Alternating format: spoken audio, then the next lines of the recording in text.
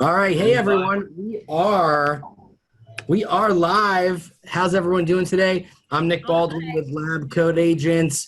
We've got Sunshine Wilhite here with us, who is the rainmaker on my team in Michigan, and of course, we have wait, Dan, is this Dan? I can't tell you. Why did There we Dan go. Okay, we're good. See, Dan is our marketing guy, and he makes sure that I know how to use technology. Let's start over. They can edit this in the cutting room. Hey, Lab Code Agents, it's Nick Baldwin. I'm here with Sunshine Wilhite, who's the rainmaker on my team in Michigan, and I have Ro Malik, who is a KW agent, but he is also CEO of Conversion Monster, my favorite ISA service. They intercept all of our leads. They qualify hundreds and hundreds of leads every month from lots of different sources.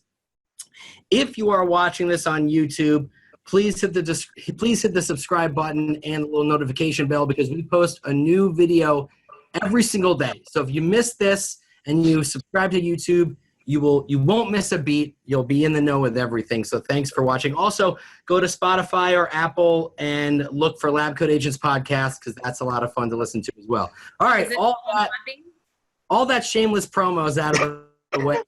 Hey, Thanks Nick, for being is it here, also on everyone. Podbean? What'd you say, Sunshine? Is it also on Podbean? Yeah, well, it's not on Podbean because nobody has Blackberries or Androids anymore. So Podbean. But today we're going to talk about a lot of cool stuff, and it's always the hot topic with the way technology is going. We're going to talk about speed to lead. We're going to talk about how important it is to be as quick as possible when you have an internet lead based business, and we're talking about automation and follow up and nurture campaigns and all that fun stuff. But before we start, Ro, thanks for being here. Tell us a little bit about you, and tell us a little bit about what Conversion Monster does. Sure, yeah. Thanks for having me, guys. Appreciate it. I started in the real estate mortgage business back in 2003, working on internet leads, actually. So I started with lending tree leads. So for better or for worse, I've kind of been around it my entire real estate career. I started on the mortgage side of the business, worked with lending tree leads, kind of understood that animal and model when it came out, did really well with them. I switched over to the real estate side kind of during the foreclosure time crisis, 2007, 2008, and stayed around internet leads. And when internet leads first came in around that time, they were pretty good. If you got an internet lead around 2009, 2010, in that time frame when things were starting up, there's still a pretty good chance that you would convert those at a pretty high rate. And what I found is, as the years started to progress and more of the real estate business shifted from offline to online, a lot of vendors, a lot of marketing, everything obviously went that way. And what happened is, the leads started to increase and increase and increase. But one thing kind of remained stagnant, which is the number of home sales a year. So, on average, we're around 5.5 million home sales every year, but every year it seems like the number of internet leads or web-based leads are doubling. So 2009, 2010, we had 10 million leads. Next year, 20 million leads, 30 million leads, 40 million leads. I think we're somewhere probably in the upper 100 million leads mark. And, there's still only 5.5 million home sales every year. And so as I was going through this, I noticed myself that it was getting I was putting in the same effort, but it was getting a little bit harder, a little bit harder, a little bit harder with conversion.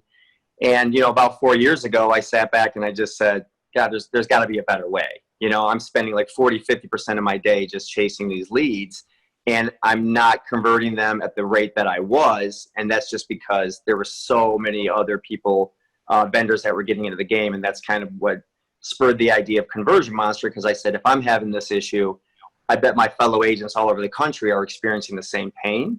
So it was kind of born out of necessity. It was something that I thought could help solve a problem.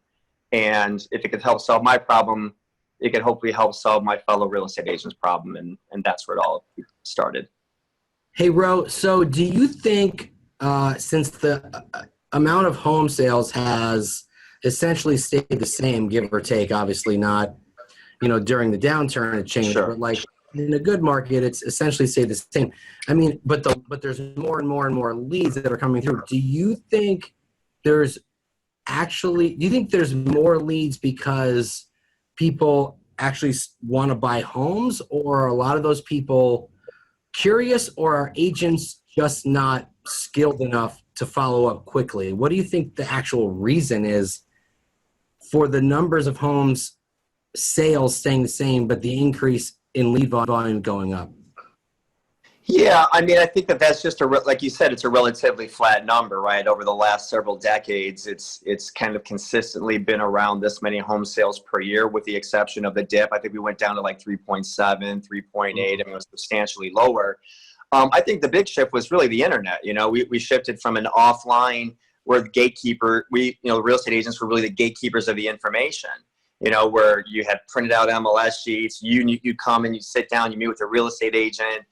They would go through the property selection. They had all the information at their fingertips. And as the internet has shown, more and more data that's coming online, we became less and less protectors of that information, and it was more readily available. And what's happened is now the consumer just has a lot more information available to them online. And so they're doing so much of their initial research in the beginning stages, and they're reaching out to an agent sometimes later on in the process, right? And I think that's where some of the frustration comes in a lot of times with internet leads, is because, on average, when an internet lead first comes online, they don't close for 8 to 14 months. I mean, that's kind of the average from the very first time they're doing their initial research. And so, we're very much used to a 30, 60, 90-day cycle, and it takes a tremendous amount of time and follow-up.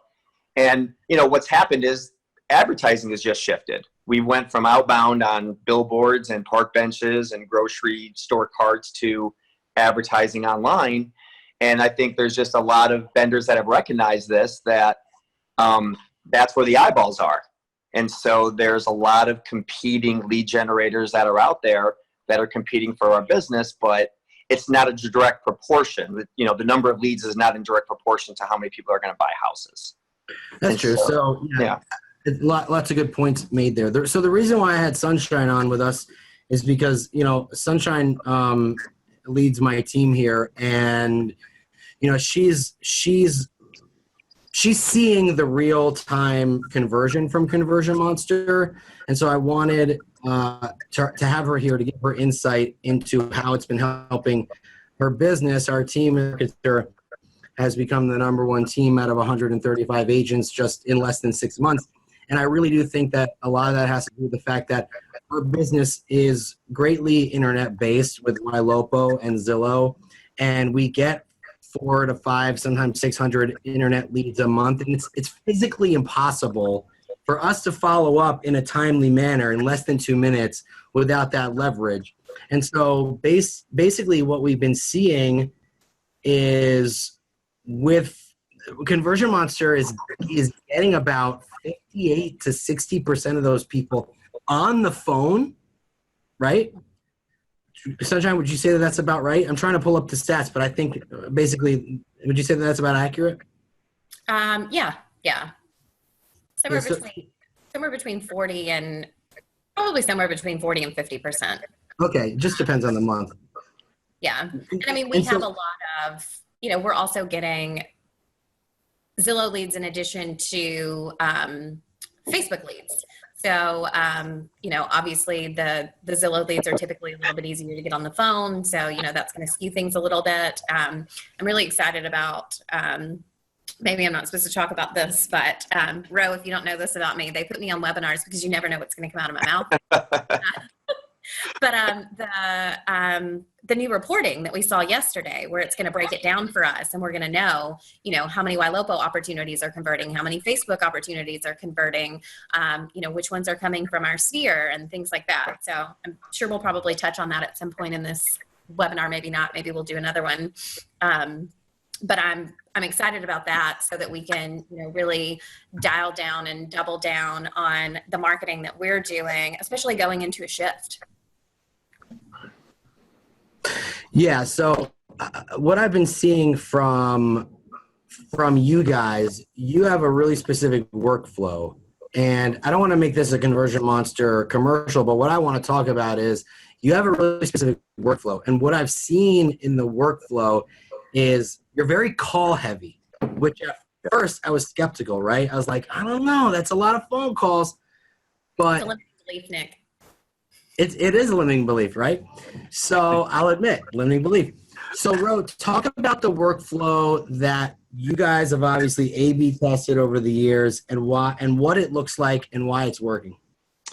Sure. So, we have a cadence that we've established through a lot of A/B testing, through a lot of calls, texts, emails, trying to find that perfect cadence.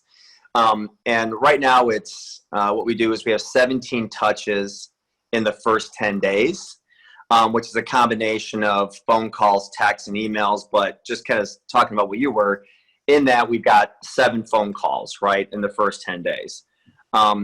Beyond that, if we don't get a hold of them within the first 10 days, they go into our long-term nurture follow-up process, which is an additional 11 months, which consists of another 40 touch points in total, which is a combination of emails, texts, and phone calls, which lasts an entire year. So when we get a lead, we just, to us, it's not cold, truly dead and cold, until that life cycle has been an entire year process of us trying to reach out to them. So Sunshine, I think you were trying to say something. Go ahead, sorry. 57 touches in total, 17 in the first 5 days, and then an additional 40 for 11 more months. The first 10 days. The first 10 days. Okay. Yeah, the first 10 days. Yeah. And so, our foundation was, like what Nick was touching on, is built on calling. We believe in establishing that relationship with them as soon as we can, because texting is great. I mean, it's definitely part of our process of establishing a relationship, but that human contact factor of being able to speak to somebody and establishing the agent, maintaining their branding, that's what's really important to us. And that's why we're calling and we're following up and we're nurturing for a long time, because we're maintaining that branding of the agent, throughout those days, weeks, and months, in order to convert those leads. I actually feel that the calls have been really valuable, because I think once the ISA has, and by the way, Conversion Monster ISAs are stateside. They're based in Buffalo, New York. Just want everyone to know that. Yep. I found, yeah, because a lot of ISA companies, they're not stateside. So it's important to know that, right? Mm-hmm. The calls are so much better at setting us up, setting the consumer up to hear from us, right? And I love that the ISA is able to connect with that person. They ask the right questions, and they have them right there, and they've got them, and they know how to keep them on the phone. If you can keep them on the phone for 4 or 5 minutes, you've got their attention. So that was one of my questions, like, what's better, text or phone call? I think initially, this is my opinion, initially phone calls, right? And then nurtures, I think texts are better for nurtures. Would you agree, or do you have a different take on that?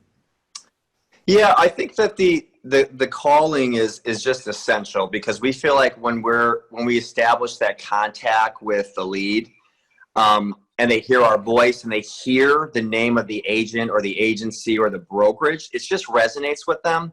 And so that when we're doing our follow-up and we're doing our calling, they've heard from us. They've heard our voice, they've heard our name, and as well as seen it. So both actually work. And one of the combinations that we've seen work really well is, like, initially we do that burst, right, where we call, email, text within the first 5 minutes. Sometimes they don't answer on the first call. A lot of people stop answering their phones a lot. They don't recognize the number.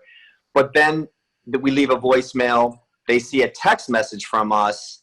And then when we call back, they know who we are because they've seen it, right? And they've heard it. And so we're reinforcing that through calling and texting. And we have a good contact rate because of that. Whereas solely relying on texting, and although it lets the lead stay in control of the conversation or respond when they want to, man, we just, part of prospecting is just interrupting people. It just is. You know, like we have to be in that mind. You know, bro, you make a great point. I mean, you make a great point. It is part of interrupting people, but that's also why speed to lead is so important, right? Because when you contact them initially as quickly as possible up front, like within two minutes of them making an inquiry, you're probably not interrupting them as much. Yeah, I mean, I think part of the reason that we do that, number one, is that, you know, we found just through data that the average consumer spends about 5.5 minutes on a website. So you engage them while they're on the site, number one. The second thing is that we all have ADD when we're on the internet, right? I mean, we're a couple of minutes, we don't see what we're looking for, we've clicked off it, we've clicked on another site. I can't tell you how many times we call, and sometimes if we don't get a hold of them in the first few minutes, the lead might say, well, who are you? Where are you calling from again, right? Because they were clicking all over the place. And so that's why it's so important to get a hold of them right away, so you establish that contact. And then I think, you know, it shows a level of professionalism that we're extremely responsive. You know, that you know, we're on behalf of the agent, we're extremely professional, we're extremely responsive, we're on top of it. Wow, you know, I just registered, you guys called me, like literally, I just hit enter and you called me. You know, we've heard that so many times, and we're like, yeah, you know, our team is very responsive, we're on top of it, and that's the way we're going to treat you as a client. So it goes a long way. Sunshine has a question for you. Go ahead, Sunshine. So let's talk about automation, because I think automation, it's super sexy right now. Everybody wants to talk about it. Everybody wants some automation. What are you guys doing at Conversion Monster to kind of follow that trend, stay ahead of the curve, and things like that? In terms of automation, I mean, our main workflow is obviously calling, emailing, texting. We're not heavily invested into AI. I mean, we're powered by humans, right? Yeah. So when we send out we have our auto texts that we've seen convert, that see work, but it's important to us that is, as soon as that they respond, that we don't have them right now. We don't have a machine responding back. We have human beings responding right back, right, in real time. ISAs responding back to be able to provide that information. So although we see we see AI, we see that technology as becoming more integral, it's just, you know, as far as right now, we're very heavily invested into our people, real response time. And I know that there's other companies that are out there that are doing it, and letting some of the automation take over first with a few questions. I don't know if we're there quite yet. I think that technology still has to develop a little bit further. I mean, I think of examples like Siri or Alexa, or like even Kelly, because we're at Keller Williams, right? And how much machine learning, there's so far to go with all of that. And those are, you know, multi-million, billion-dollar companies. And you so never know. You never know what automated text is going to say, right? Like someone goes, leave me the F alone. Okay, so when would you like to see that property? Right. You know what I mean? Like you never know what's going to happen at that moment. Yeah. For sure. So basically the only thing that you guys are automating is... I think I lost you for a second there. Hey, so talk about, but I personally think there is... You know, we use both drip campaigns and Conversion Monster at the same time. Mm-hmm. So there is definitely, I think, human beings built into the process is so important. You have to have the human beings built into the process, and then it's nice to also have the occasional automated email and text go out, you know, on behalf of the agent, right? So Conversion Monster is the assistant on behalf of the agent, and then we have these drip campaigns that go out that are essentially the agent, right? So it's like this nice touch point from two different people or entities, so to speak. When you guys qualify leads all day long, like I think every month we've got like 80 to 120 appointments, right? And either an appointment is a specific time that you guys have set where a client wants to see a house, or it's a callback time, right? Correct. what lead sources right now are you seeing that? What lead sources right now are you qualifying at the highest rate? Ooh, that's a good one. Well, I don't think it's any major surprise, but it's Zillow, it's Trulia, it's Realtor.com are probably at the highest level. You're For about the crucified for saying yeah. that. Well, no, the state coming out. I'm watching the comments. No, I'm kidding. I mean, the reason being, I mean, the main difference is you have somebody who's went to the site on their own and inquired, right? So you have the difference between what we're really talking about is, if we're talking about Zillow or Realtor.com or Trulia or one of these leads, what we're really talking about is somebody who's inquired on their own, who's made a request, who has searched out information themselves, versus maybe like a forced registration lead where they've come to the site and before you give them any information, they don't have a choice, right? They have to register on the site. And they may register with a fake lead in the beginning. You don't know. Or they may, because they don't want to give you your information until they've tested out your site. So you look at that and what you really say is the people that come on their own accord that willingly provide information without being forced to register are at the height, right? And so which are those? When the three that come to mind that you do are because it's Zillow, Trulia, Realtor.com, they've done that. But very close, very close second are, the Boomtowns, Commissions Inc., the Wilopos, the Real Geeks are, and we do well with Facebook leads kind of across the spectrum because different agents use different platforms just for Facebook lead generation. There's quite a few vendors that are out there. So we group that together. But those are our top performing buckets right now. Yeah, Sunshine, talk a little bit about how, we use a lot of Ylopo, right? And so we're seeing a good conversion rate with Ylopo leads. I just want you to talk about a little bit about your workflow and what that looks like when a lead comes in. Because with the Ylopo leads, they're nurtures. I mean, they're usually like, months out, right? So there's a lot of nurturing going on our end when a lead comes in. So what does that look like for you, Sunshine, when that happens? So I get leads from Conversion Monster two ways. Sometimes it's a live transfer and sometimes it is just via email. So obviously when the ISAs get the opportunity on the phone and, they're having a conversation with them, they say, would you like to be transferred to Sunshine right now? If they say yes, they try to transfer. And that's always, like a super warm handoff. Hi, Sunshine. This is Megan.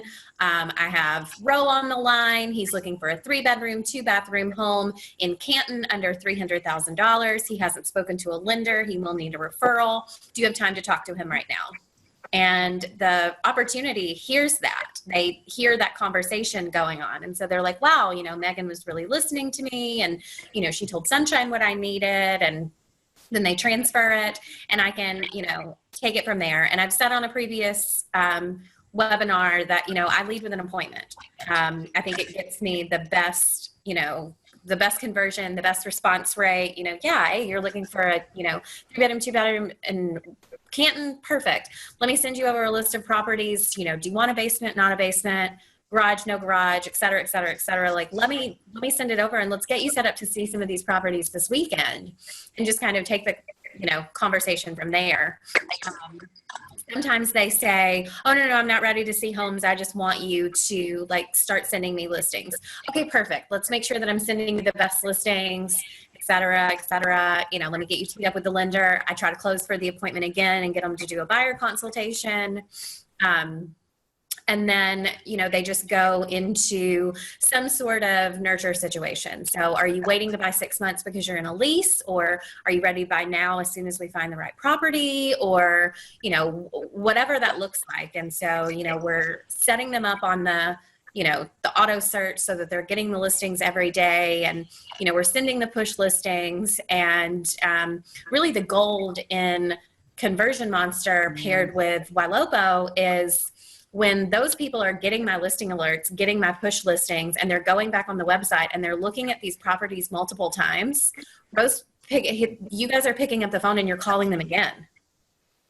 when they're, when there's like a priority alert or something like that, when they've, hit the same house 3 times, or, when they've come back after, 3 months of not being on the website, they, you guys are picking up the phone and you're calling again. And I can't always do that. If I'm sitting in a listing presentation, I can't pick up the phone and call Nick. He's, just came back to the website for the first time in 96 days. I can't pick up the phone in the middle of a listing presentation and, talk to him. And then the second way we, get the opportunities from you guys is via email. So if they say, I'm at work, I don't have time to talk to Sunshine right now, or, I'm making dinner for my family, or whatever, whatever that reasoning is, they say, okay, great. When is the best time for Sunshine to call you back? Is it tomorrow at 10? Is it, tomorrow at 6? When is the best time? And, they're setting that callback expectation with them. And then they're setting that reminder for me in my CRM so that I can see that. And that's huge. And I still reach out right away via text as soon as they come in. Hi, Ro, this is Sunshine with Keller Williams. You were just speaking with my assistant, Megan. She has a scheduled to talk tomorrow at 10 a.m. I'm really looking forward to helping, to talking with you. If there's anything I can do, tonight or today or whatever time of day it is, let me know. And sometimes I can engage them via text and they want to talk right then. They just, maybe couldn't take the live transfer. And then same thing. So I'm trying to get them on the phone at that point. They're getting the push listings. They're getting the listing alerts. And part of my prospecting time is spent with these. Like when I say that I prospect for 3 hours a day, it's not just cold calling for sale by owners, expireds, whatever. A lot of my prospecting time is spent with these buyer opportunities as well. And I call from the list of leads that you guys have qualified that maybe I haven't set an appointment with yet. I call from, the people that last hit the website. Sometimes I'll call city specific if we have a new listing in Farmington Hills. I'll sort by Farmington Hills and just go and call through those. And as I'm doing that, I'm also sending the push listings to the people that I'm not able to get on the phone, or the people that I do get on the phone, sending them new listings, which circles back to they become a priority lead and you guys are helping to call them again. So Sunshine, what you're saying is you follow up. I try. My boss really wants me to. Listen, I hear a lot of slacking in that response. A lot of slacking. Lots of limiting belief. Hey, Ro. So what I want to talk about is, wait, I just knew what I wanted to talk about. Where is it? Okay. So in your research, right? Like your ISAs, the lead comes in. What has been the best questions? Like, what are the questions that are being asked that are the most effective and that get the lead qualified? A majority of the time. Yeah, I mean, and it's probably a better question for some of them, but I mean, in terms of what we're always looking for, we have 5 or 6 qualifying questions, which obviously have to do with location, price point, time frame to us is the most important. So once we found out their time frame, what we try to do is, in case people don't know this, if they're longer than 6 months out, we will nurture that lead until they are ready to buy or sell. If they're less than 6 months out, we're going to do everything in our power to attempt to live transfer that lead over to the agent and allow them to take over the relationship so that they can just stay focused on the next 108, always staying focused on the next 180 days. Besides that, real quick, quick question. Are you always asking if they want to be live transferred? Is that always one of the questions? If they meet our qualifications, our qualifications for price, location, but the most important question in there, which is time frame. And if it's less than 6 months, we want to try and get that over to the agent as soon as possible to take over the relationship at that point where we feel like our company and our service can continue to nurture. If they're a year out, we'll continue to nurture that lead until they are in that readiness stage. And we feel that that's a really, great part of our value proposition to the agent so that they can just stay hyper focused on their next 6 months of business there. Can you if they're 6 months, like if you deem them to be more than 6 months out, Can you talk about like what that nurture process looks like? Sure. Yeah. It's part of it's a judgment call. So if it's like 7 months, but it's new construction and they want to talk about it, then it's a judgment call on the ISA's part, of course, right? It's not a hard stop. But other than that, we find out what their time frame is. So if it's a year out, we just tell them that's great, no problem. Thanks. Continue using the website. Like, is it okay if, would you mind if we continue to reach out with you and just stay in touch with you the process, just check in with you again, depending on the time frame, it could be every couple of months, it could be every month.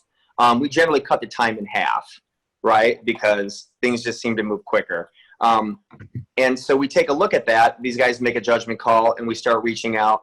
We still try to reach out every month or every 2 months, even if they tell us they're 2 years out. We're still trying to touch base with them every couple of months just to see if their situation has changed. It's just a touch point. It's just a follow-up. And a lot of times we find that it does. Life gets, life circumstances change. And because we were continuing to do that, we found that we get a lot better results. Whereas before, if I was just doing it on my own, I'm like, oh, you're not buying for a year? Well, I got to find deals that are closing the next, 30, 60 days. So I'm going to focus on those. I'll call you back in 6 months. But you call them back in 6 months, they're gone. Right? So because what I found is if they say they want to buy in 6 months, they can buy in 3.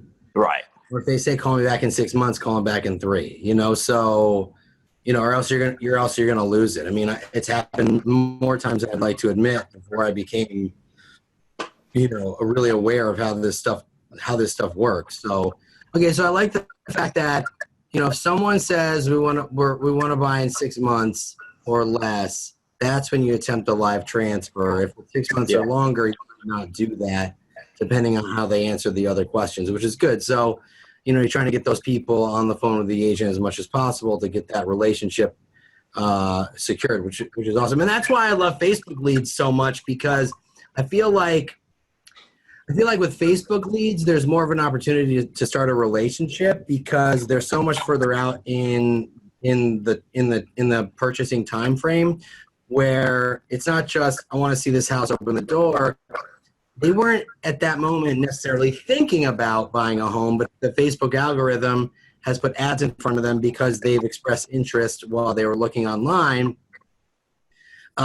So what I love is that you're able to establish more value for those people because they know even less about the home buying process for the most part than someone on Zillow or Realtor.com who just wants to get into a house and doesn't want any other information.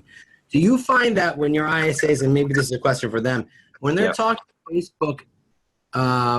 Facebook buyers or Zillow buyers, is there like a difference in the way the difference in the way they respond? Are the Zillow people just more like, I just want to get into the house? And are the Facebook people like more intentional about giving you information? It's really the lead. You're right. It's sometimes they just want the information. The Zillow person just wants the information, or the realtor, what's the square footage of this property, right? Like, I just want the answer, right? Like, leave me alone sort of a thing, which can happen all the time. Even when that happens, our response is still similar in that we still try to qualify the lead, right? Because our intention is to still, no matter what, even if they've inquired, even if they want a property showing, no matter what it is, we still try to go through our qualification steps to make sure that, listen, if we're calling the agent with a hot lead on the phone, we want to make sure that we still went through our protocol to ensure that truly is going to be worth their time in that moment to take that. We want them to know that when we're calling that, man, we've got somebody that's a great lead on the phone, they're ready to go, and they should be excited when they look down at their phone and see, when my team sees it and they see, conversion monster, hot transfer, their eyes light up when the lead's coming through, like, oh, we got a hot lead on the phone, it's exciting. And so we try to take them through the qualification process the same way. That's what Conversion Monster looks like on Sunshine's phone. Yeah. So, when it's ringing, that means there's money on the other end. It means there's money on the other end of that line. That's right. And so, yeah, it's a slightly different initial conversation because you're obviously responding in a different way to somebody who just registered on a website versus I'm interested in 123 Main Street, right? So that initial reason for calling is laid out, but then it goes into they're trained, the ISAs know to like, okay, but I still got to pull them back, get them through the qualifying steps before we decide if this should be a live transfer or not. That's awesome. So you're really purposeful about it, which I really like. Yeah, very purposeful. So there is a really staggering stat that basically says, and this is from NAR, Follow Up Boss, a couple of other CRMs, that the average response time to a lead is about 44 hours. So that's almost 2 days. Mm-hmm. And 50% of online leads don't even get a response. So my question is, Ro, where do you think agents are falling short in terms of their internet lead generation follow-up? What mistakes are they making? Why are they taking so long to follow up? Yeah, well, I think the first and the foremost, to go along with that statistic also is that, the average agent only follows up 1.5 times, right? And part of what's a half time? well, you're taking the averages, right? What? They wrote Yeah. the text, they didn't send it. They forgot to send the text. Right? And so what we've seen is, I think part of it is like, one of it is mindset that, oh, I got that lead. Oh, I didn't respond to it in 5 minutes or 10 minutes or half an hour. They're already gone, right? So there's like, oh, well, I'll send them a text or I'll send them an email. I'm not even going to try. There really is some of that mindset that like we pounded the 5-minute rule down everybody's throats so much that sometimes people just are like, forget it. Or two, they're just too busy. They're out showing all day. They get their leads. They get back from showing after several hours. They look down, they miss these leads. And the last thing that they want to do is now get back on the phone and start doing lead follow-up, right? And so they don't. And then the next day comes like, okay, well, I'm going to sit down on my computer the next day and I'll sit down and I'll start calling and following up with these leads. Another mindset is that, well, I missed that one, but I got another one coming in tomorrow, right? Or I got a few more right behind it. And so they're like, they just sort of forget about it. Or the mindset is, it's not a good one. I'm not going to worry about it. And they just they're not following up. They're not following up. They're not following up. What they're not realizing is that internet leads do take a lot of work.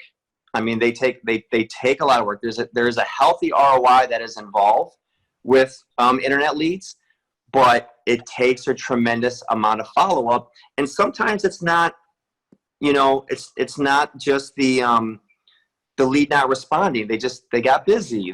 There's other things going on in their lives as well, right? There's other stuff happening, and we sometimes get in that mindset, oh, we tried a couple of times and, these guys aren't interested, and we just let it go. And then we get a new lead and a new lead and a new lead and a new lead. And that's what we focus on. And we forget about the 5 leads that came in on Monday and now it's Friday, right? And that's a huge problem. That's the number one issue with not converting an internet lead is the lack of follow-up and the lack of consistency, processes, and models to do that. Totally agree 100%. Go ahead, Sam. I heard you say 2 things. The first is that it's not internet leads that suck, it's agents that suck. Did I say that? Did you hear that, Nick? That's what I heard. He said it. And also he said it. Leads take a lot of work. And I agree with that 100%. I built my business even before partnering with Nick to start Superior Homes Group. I built my business on online leads. I was generating Facebook leads before it was cool to generate Facebook leads. Like that wasn't sexy 8 years ago, but we were doing it. And, obviously not at a super high level. There wasn't, boosting and lead ads and, all of that stuff, but, it was still happening. And, I know I've said this on a previous webinar, but a little bit of my background, I actually started as an ISA for a builder. So, my very first experience in real estate was as an ISA working for a builder, incoming web leads. And so it's just, something that I've always been super comfortable with. And you're right, it does take a lot of work to convert these leads. We have, Nick and I have interviewed people and we, we talk to them about, you know, what we're going to provide as a team and, you know, what the prospecting day looks like. And we've heard a couple of times like, oh, I don't want to be on a team that, you know, has a bunch of Facebook leads. They take a year to close. Which is, you know, not true. We've closed, you know, plenty of opportunities. We have, plenty of past clients already from YLOPO, and we just started using it in October. So, you know, that's not true. There are certainly people that are, you know, A buyers, as we call them, ready, willing, and able now. But, you know, I have people reach out to me because we are using YLOPO at a high level. And we are using Conversion Monster at a high level. And they're like, you know, hey, we've been doing this for 6 minutes and we haven't closed 10 deals yet. And I'm like, I know, like I actually only close 5 deals every 6 minutes. So when you get to 10, like, you know, let me know. But it is, you know, people get these online leads, they invest in these online leads, they're like, okay, I'm going to do it. And you're right, they call them one time, they, you know, text them a couple of times, they, you know, don't have the systems and processes set up in place to, you know, adequately follow up. And they're like, I'm spending all this money on Zillow and I'm spending all this money on Facebook, and, you know, the leads aren't converting, and, you know, I don't know what I'm doing wrong. And that's, you know, that's a huge thing. Like, you have to know that it takes a long time, or not necessarily a long time, but it takes a lot of work. Yeah. So, you know, you have to be dedicated. You have to be, you know, people reach out to me and they're like, hey, you're using Conversion Monster, so you don't prospect anymore. And I'm like, yeah, every day. It's funny that you said that, because we have been interviewing people for the team, and I've interviewed a lot of people, and it's funny because when you tell them what you expect and what has to be done, like, they see these shiny objects, right? And the shiny objects are not there to close a deal for you. They're there to help you, but you still have to do the work, right? It just makes your job a little bit more, a little easier. Like, you know, what Sunshine was saying, if she's on a listing appointment, more importantly, when she's at home with her son and she's making dinner and putting him to bed, right? That's, to me, where it really becomes valuable. Like, when I'm putting my kids to bed and I see a lead comes in, you know, I don't have to worry because I know we've got systems in place. And so I tell people all the time, they go, should I invest in internet leads? I go, yes, but only if you have a system to respond to them. Because here's an example. So I'm helping an agent in my office who was investing in Realtor.com.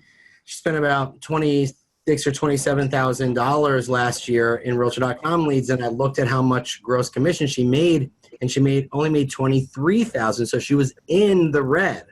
Sat down with her. I was like, listen, this is what you need to do, right? We need to put these systems in place for you. And so we did that, and she was making money, but she wasn't tracking it, right? But you can do so well with internet leads and embrace them. But the reason why agents get so frustrated is because, listen, it's not the internet lead's fault. It's their fault. Now, granted, not every lead's going to be a good one, but with the systems in place, you're going to see a lot more of the good ones than you are the ones that aren't good right now or ready to buy right now. Right. And like you said, it helps you nurture along the way, and you start seeing people coming back the more you stay in front of them. And, you know, it's a whole process that agents don't understand. And then therefore they say internet leads suck. Yep. They can't possibly suck when 95% of buyers start their search online and 50% of them actually find the house they want to buy online. And this is a NAR stat. 28% of agents, another NAR stat, found the home that their buyer wanted to buy. So almost 100% of people looking to buy a home start on the internet. And 100% of the time when I find my client a house, it's on the internet. So there's also that stat. I'm sorry, say that again. 100% of the time when I find a home for my clients, I also find it on the internet. So it's crazy, right? I just wanted to quote a stat. I felt like I needed to. That's a good stat. Is that a Sunshine stat? Yeah, it's trademarked. You have to say stats or else you're not. It's just, it's not legit. It's just not legit without stats. Look, 70% of the time it's right 100% of the time. But anyway. Like 63% of statistics are made up though. Yeah. So listen, there was one other question I wanted to ask. But just one more point on that, Nick, which is that, like, what I wanted to develop when we were creating Conversion Monster was that we knew that a lot of people, it's hard. I mean, when you're getting hundreds or thousands, hundreds and hundreds of internet leads every month, I mean, you've got to have a system and process in place. Otherwise, you're just not going to convert. And that's why, the statistics are so low on conversion for people, because most people don't, because it becomes overwhelming to try and manage that many leads by the second month or the third month or the fourth month, right? To continue to stay in front of all those leads and follow up and have systems and have processes. And most agents just don't, right? And so we wanted to create that model for them. But even when that's done and we send over these opportunities to the agents, I call it throwing the ball over the fence. Even when we throw the ball over the fence, they still got to take it and take it to the goal line, right? I mean, there is still work that needs to be done, even when the lead comes over. And sometimes that ball gets dropped, right? And that's what's important to know is, there's sometimes a misconception that we're just serving this up on a silver platter. We're not. We're creating opportunities. We're filtering through the noise. We're getting rid of the fake leads. We're seeing the tire kickers, people that have no intention to buy. We're really honing that down to get to the people that have expressed interest. They've raised their hand. They've expressed some level of motivation, to get that down to a manageable level, and then present those opportunities to the agent, right? And then they take those opportunities and work with a smaller pool and focus and concentrate on them to get them to the closing table. And that's where it becomes a lot more efficient. Love it. Super good. Hey, Ro, I just want to end with a question. Where is this all going, right? Like, where is this ISA? I know that, artificial intelligence, we talked about that before, is evolving. Where do you think that there's always going to be a human being? I mean, I have my opinion on whether there's always going to be a human being involved in the follow-up process. I think definitely for phone calls, there has to be a human being involved. And I'm sure that you guys have text messages that you sent out that are like preset, and you just click a button and the message goes out, right? Yeah. Where's this going, right? In the future, where do you see this type of service and this type of where did you see this type of service going in the future for agents? Yeah, I mean, I think when we started this, a few years ago, when we had this idea, a lot of people didn't even know. I mean, believe it or not, I mean, the way that the market moves, people didn't even know what an ISA was. Like, if you weren't at Keller Williams, and you're at a lot of different brokerages, this is a very foreign concept to a lot of people, right? And even today, when we talk to people, it's becoming more and more familiar, but people didn't even know what an inside sales agent was or what they did. And so we found ourselves a few years ago educating people on what that is, right? And if you actually look at the Keller model, it's one of the last pieces of the team that you add, right? Like, you add your admins and your buyers, your admins give you leverage, your buyer's agent give you leverage, your listing managers, all the way down. The ISA was one of the last pieces that you added. I see that completely changing.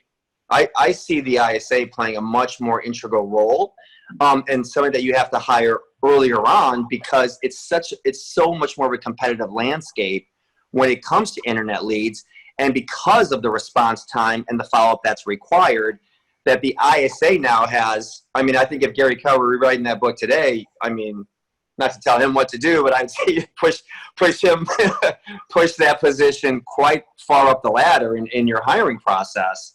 In order to do lead qualification, speed to contact, follow up, and stay on top of the leads. So where do I see it going? I see the industry really, I mean, if you're asking me personally, what I say is I think the single agent model is dying. And I don't think that in the future they're going to be able to compete with the teams. I think teams are going to grow. They're going to be provided a higher level of service. There's not going to be like, oh, I can't do a showing because I'm out of town this weekend, or, whatever the reason is. I think teams are going to people are going to gravitate towards that, and that's what's going to kind of take over. So my thought is in the near future, you're either going to be on a team or you're going to be the team leader, and the single agent model is going away, and ISAs are going to play a very integral role in that team process. Well, much harder than it did before. There are big teams out there where the ISA, and it's interesting that you say, Millionaire Real Estate Agent book, that when that book was written, the ISA was typically the last hire, right? But I think, they've been writing part 2 forever now, but that's besides the point. I think when it does come out, they're going to see that in many big teams, the ISA is actually the gatekeeper of the leads. The ISA is responsible for distributing them, and they're responsible for keeping tabs on who is converting at the highest rate and who is the most responsive. And though that role is so coveted and so important now that it needs to be somewhere at the higher up in the org chart at this point. And I do agree with you that the single agent is going to struggle a lot more in the future just because of the sheer fact of where technology is going, right? Yeah. The consumer wants so much more from the agent.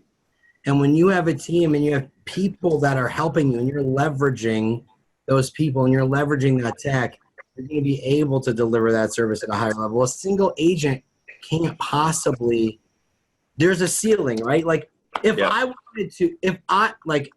wanted to have a ceiling, I would go, well, I work in an office, so that's a bad example, but you get the point. I would sit in a cube all day, clock in at 9 and clock out at 5, and that's security, right? But there's no growth happening there. Right. So if you want to, it's interesting that you say that you think it should be moved up the org chart. Jeff Glover owns the coaching company that I personally coach with. And he said in a training that we went to, or class that he was teaching or something, that his first hire was an ISA. And he built his business on, cold calling, prospecting, because those are expireds. And so his first hire was an ISA. And in their team model, everyone that comes onto their team is an ISA for 90 days.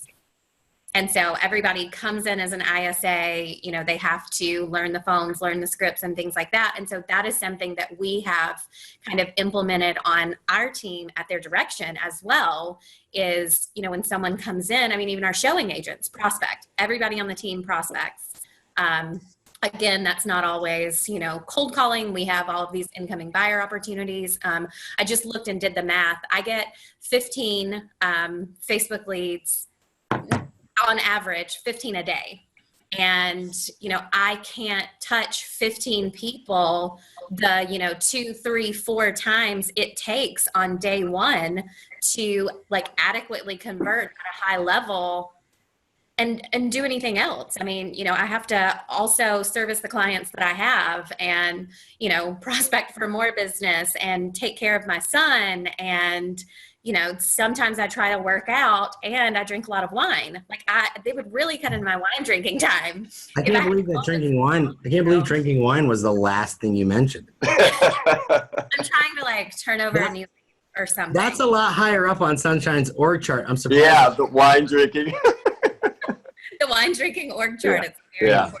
So but that is something that we have implemented. And so I think it's super interesting that you say it should be higher up in the org chart, because Nick and I actually drew ours for Superior Homes Group about a month ago, and it is higher up on the org chart for us. So we know who our next 2 hires are, and one of them is an ISA. Yep. Yeah, Not that would replace Conversion Monster. Thanks for saying that. Well, no, the thing is asterisk.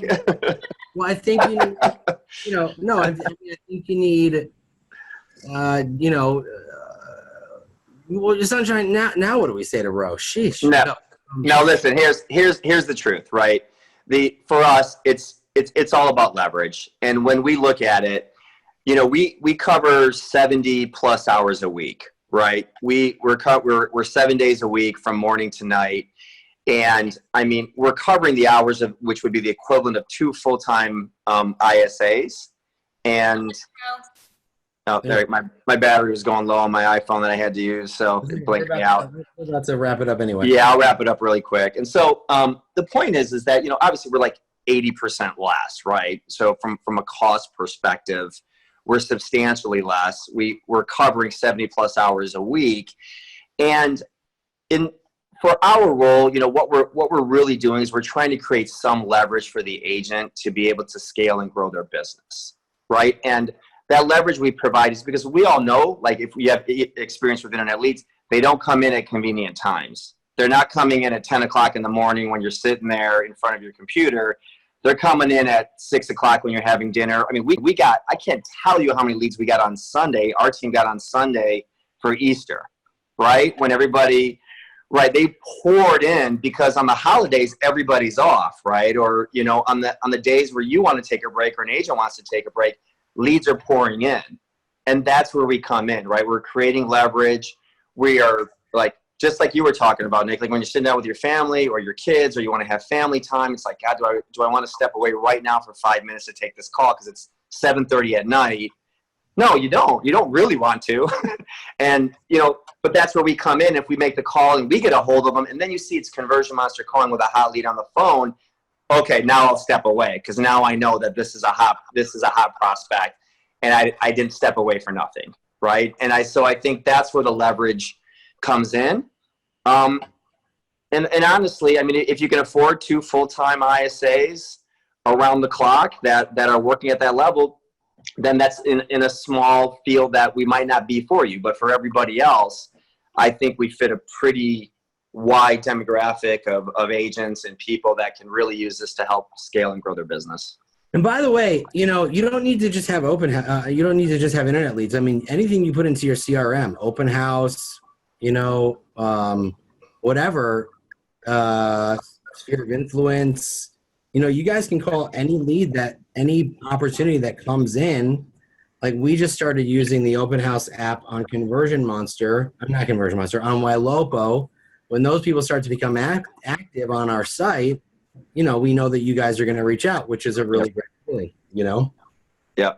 And we're also making the calls for the things that you were talking about, Nick and Sunshine, which is like, the return to site, or we see those priority alerts that come back that, this person returned to the site so many times, or this person favorited this property, or, these alerts that you do get from these different CRMs.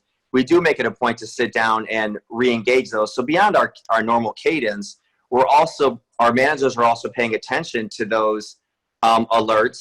And we use those, we take those and we'll call, we'll call and we'll follow up. So, can you also talk a little bit about the outbound prospecting that you guys do? It's not something that we utilize on our team because you have to be licensed in Michigan to call for sale by owners and expires. But I know that that's something that you guys do. I don't know if you're still doing it in New Jersey, but you did. So just, do you want to touch on that a little bit?